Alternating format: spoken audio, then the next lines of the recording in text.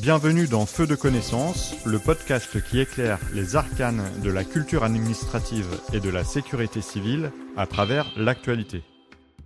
La France a modifié sa constitution le lundi 4 mars 2024 en inscrivant l'interruption volontaire de grossesse. Cette modification est la 25e depuis le début de la Ve République. Feu de connaissance s'est posé plusieurs questions à ce sujet. Quelles sont les caractéristiques de la Ve République? Quelles sont les modalités de modification de la Constitution? Français et Françaises, soyez volontaires de votre combat. Chacun de vous détient par sa voix une parcelle de cette responsabilité collective qui justifie seule l'orgueil de votre liberté. Français et Françaises, soyez responsables de votre liberté. Mais c'est aussi de l'avenir de vos enfants que votre choix sera l'exacte monnaie.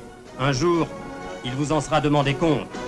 Français et Françaises, par votre voix, s'accomplira le destin de vos fils. Le 28 septembre 1958, le texte de la Constitution est adopté par référendum. Et le 4 octobre 1958, la Constitution est promulguée. Elle comporte un préambule et 15 titres.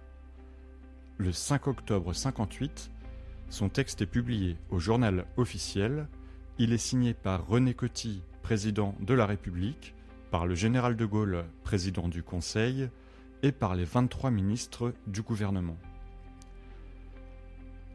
La Constitution établit une hiérarchie des normes et elle est elle-même la norme suprême.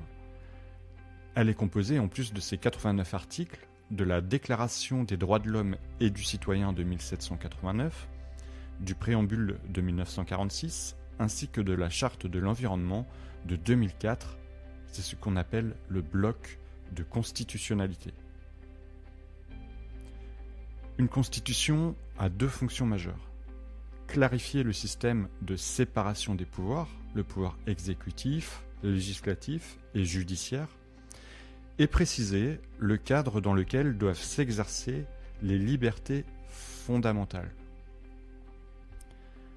La souplesse de la Constitution est aussi une des raisons de sa longévité. L'inscription de l'IVG dans la Constitution est en effet la 25e révision depuis 1958 et le début de la Ve République. La Ve République se caractérise par un exécutif fort.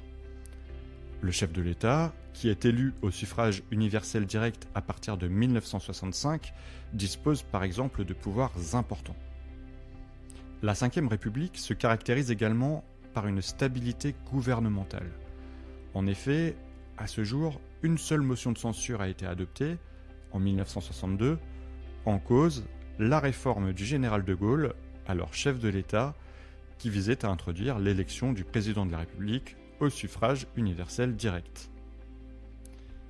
Enfin, la Ve République se caractérise par une justice constitutionnelle. En effet, le Conseil constitutionnel est créé par la Constitution de 1958 et il est chargé notamment de contrôler la constitutionnalité des lois. Une procédure spécifique exigeante est prévue pour la révision des dispositions constitutionnelles. L'article 89 de la Constitution précise que l'initiative de la révision de la Constitution appartient conjointement au président de la République sur proposition du Premier ministre, ce qu'on appelle un projet de révision, et aux membres du Parlement, c'est une proposition de révision. Ce projet ou cette proposition de révision doit être examiné et voté par les deux assemblées, l'Assemblée nationale et le Sénat, en termes identiques. La révision est définitive après avoir été approuvée par référendum. Toutefois, le projet de révision n'est pas présenté au référendum lorsque le président de la République décide de le soumettre au Parlement, convoqué en congrès. Dans ce cas, le projet de révision n'est approuvé que s'il réunit la majorité des 3/5 des suffrages exprimés. C'est ce qu'il s'est passé au château de Versailles pour l'inscription dans la Constitution de l'IVG.